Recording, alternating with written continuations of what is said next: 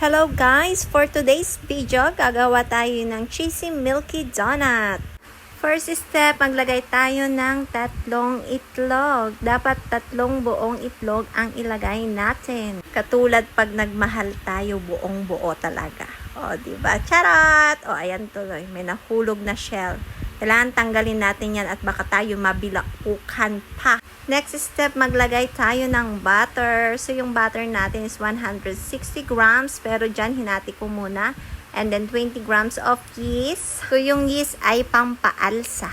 Kailangan umalsa yung tinapay natin. And then, evaporated milk. So, dyan, hinati ko muna siya.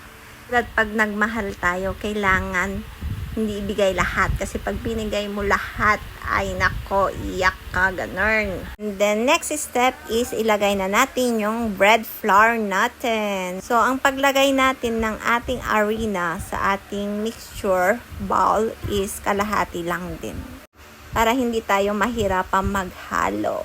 Kasi mamaya, magiging sticky na siya. Para na siyang slime or clay na kailangan nating masahin. Etong milky cheesy donut na aking gagawin ngayon guys, ay naging sikat siya dati dito sa amin. So, dinadayo talaga yung milky cheesy donut ko. Kasi yan yung binebenta ko noon during pandemic. So guys, pagkatapos natin ilagay yung kalahati ng harina, hahaluin naman natin siya ngayon ng maigi. So, para mahalo natin ng maigi yan, gagamit tayo ng mixture machine. So, kailangan yung pagkahalo natin is mahalo siya ng maigi. Para yung tinapay is maging malambot and soft siya. Ito na yung guys, yung pinakamahirap na part ng paggawa ng tinapay. Kasi guys, kung hindi natin siya mahalo ng maigi, yung tinapay natin magiging magaspang at matigas. So, ayaw natin ng donut na ganun kasi wala namang donut na matigas, diba? So guys, ayan, habang hinahalo natin siya, nag-iiba na ang texture ng dough natin. So guys, habang tumatagal natin siyang hinahalo, nagiging sticky na siya. Which is a good sign na maganda yung pagkakahalo natin. Continuous lang natin siyang hihalo hanggang sa mahirap na siyang ihalo. So, dito guys, nahirapan na yung machine ko. So, na natin siya ng kamay. The power of my hands. So, kailangan natin siyang masahin ng masahin hanggang sa maging elastic na yung dough natin. So, guys, ang paggawa ng tinapay ay parang pag nagmahal lang tayo. Kailangan natin pagtuunan ng oras at panahon. Para maging kapit na kapit siya sa'yo. Charot. Di ka niya iwan, no? O, ayan guys. Ang ganda ng kinalabasan ng dough natin. After 2 hours, ito na yung dough natin. Lumaki na siya.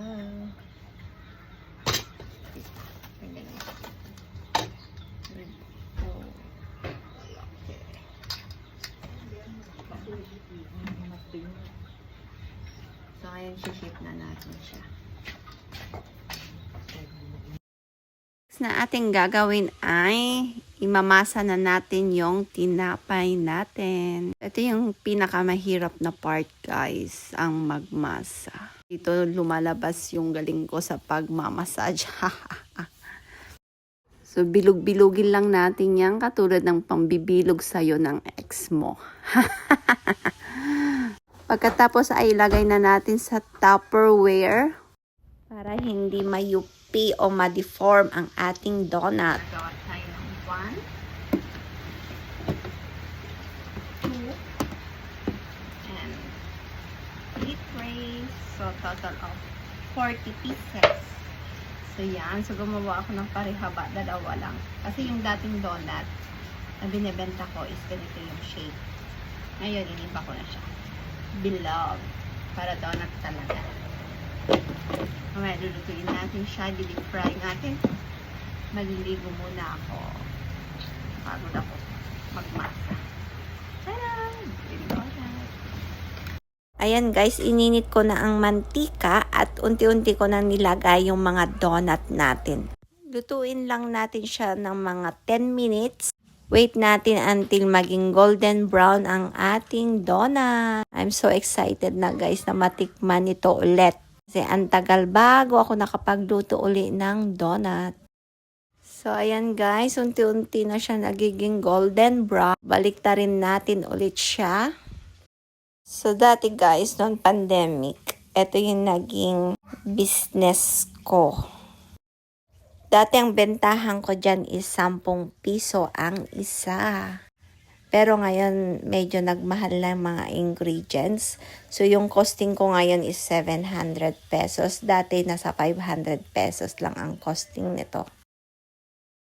And dito na natin i-dip yung mga naprito nating donut. So, ito na yung sugar and milk powder natin, guys. Isa-isa natin ilagay ang ating mga donut. At pagkatapos ay takpan natin and haluin natin. Charan! Ayan na siya. Naman tissue mo? Tissue. Hi, Pin. Mama. Ito na yan. Finished product natin. Wow. Donut.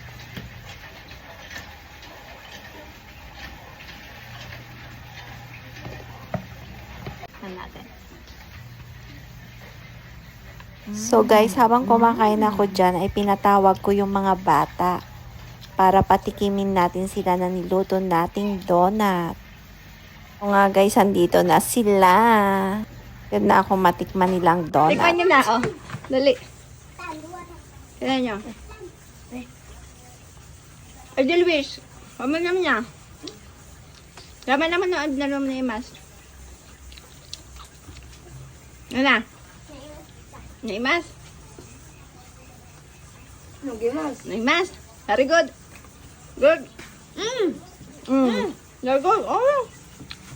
Na, Delwish. Naimas, balasan ko? Naimas? Kaya nga guys, sarapan sila sa aking luto. Julie, naimas? Cheesy donut. Ah? Cheesy milky donut jalako, Idi. Ano pa naglakong kasoy? Ide? 10. Ay, 10? Oo.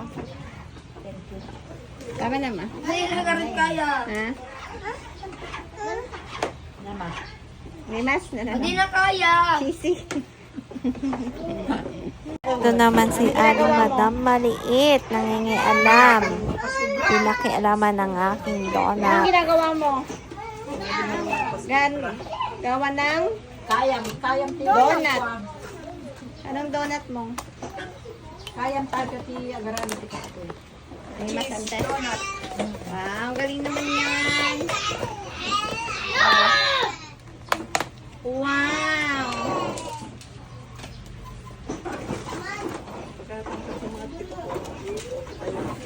Sasayan ko yung mga Bata, wala na. Tapos na sila. Ang dami nila kanina rito. Nakain mo na sila. Oo.